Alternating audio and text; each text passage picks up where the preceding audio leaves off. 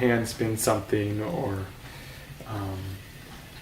you use hand spun yarn, it's about the transformation and what has happened and the experience of it all, rather than simply the final product. The whole process just made sense in my mind, and that helped me be able to move into this spinning really easily. My name is Trevor Gustafson, and I've recently started a spinning business where I spin my own yarn and then sell it. All of my yarn is naturally dyed with different plant colors, from onion skins to colors taken out of the wood from trees. Okay, so right now what I'm doing is I am spinning what is called a single. That is the initial process of making yarn. It's when you take the fiber and you actually get it to join together and hold together. This is, I would say, the longest portion of the process. You have to control the amount of fiber that's going into each section. It's from this point that you will be able to ply, and then that's when you have your actual yarn. So this is just getting the fibers to twist together and hold together. It's important that your front fingers are what control the project in essence. They control how far back you're allowing the twist that the wheel is making to travel. And so it allows you to pull the fibers apart before they twist, and then you just can slide your fingers back, and that twist follows your fingers back. Whenever I'm spinning, I have to pull out different little bits because, well, it was, something living outside. So one of the really nice things of spinning that I like is that it doesn't matter if your wool pulls apart and breaks. Because of the nature of wool, it easily combines again. The wool itself, I like it just because it's what I'm familiar with. I haven't tried many other fibers. The spinning is what I really love. It's a very rhythmic activity. I've heard it described a lot as kind of a trance-like activity, where once you really get into it, it's the act of doing it without having to focus on it too hard. The wool, I like the feel of the wool. Eventually I'd like to try some other substances and see what they feel like and be able to compare them, but at the moment this is really all I have experience with. One of the things that I really love about spinning, and it's the same thing that I also really enjoy the wood lathe and working on that, is that you can see the product as it's created. There are a lot of things where that's not the case. When you're knitting, you can kind of see something. You can kind of see the product, as it continues to unfold. But with this, it's as soon as it leaves your fingers, it's spun. You see it go from its unspun form to its spun form very easily. I think I like that concreteness about it. Yeah, that's one thing with handmade yarn. It's not going to be as uniform. You'll see as I'm spinning, I try to keep it all about the same size, but some of it's going to end up being thinner and some of it's going to be thicker, and there will be certain parts that will be a fair amount thicker, or they'll have different amounts of spin to it, and that's part of just kind of what you end up getting with a hand spun rather than a factory. A factory is going to be much more uniform, but you don't get that individual feel to it. You'll find out when a lot of people spin, they spin either in their socks or barefoot rather than having shoes on, which some people spin with their shoes on, but it gives you a different feel of the pedal. A lot of people just like that, the control that you feel.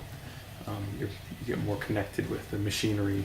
You don't have that shoe in the way.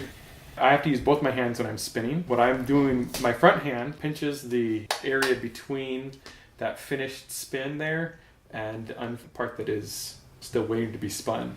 My second hand in the back is there to pull the fiber apart so that I get the amount of fiber that I want in between my fingers to be spun. So it's my second hand that's kind of determining the thickness. Never release that brake.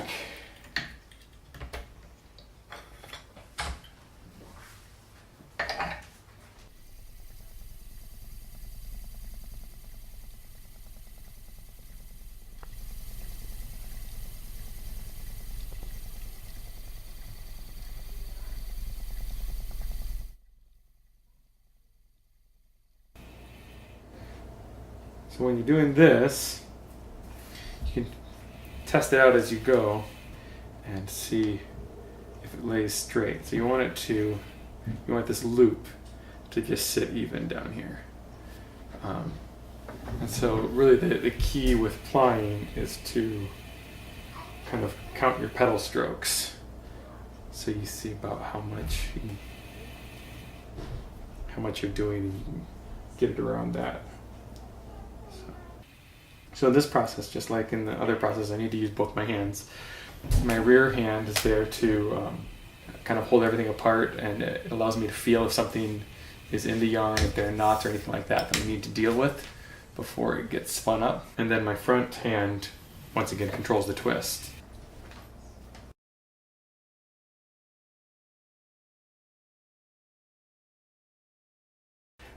So when I take it off of here, it should be one big loop that doesn't twist around itself at all. And it should lay straight.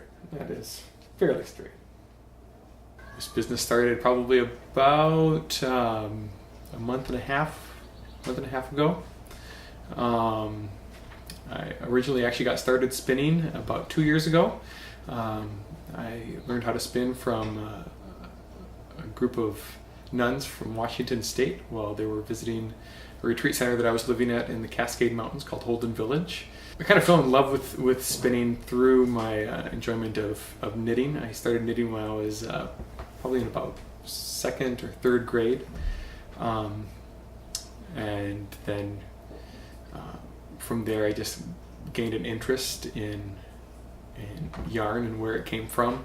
And after learning how to spin, it really drew me in even more than knitting did, and I've fallen more into this than I have into knitting. Just getting started with this business, I was trying to do about 3 or 4. I ended up getting a bit more than that in. And everything in our culture is based on hours. I mean, we so focus on our individual worth by how much money we make. Having grown up in this culture, it's a hard thing to separate out a product value as opposed to an hourly value.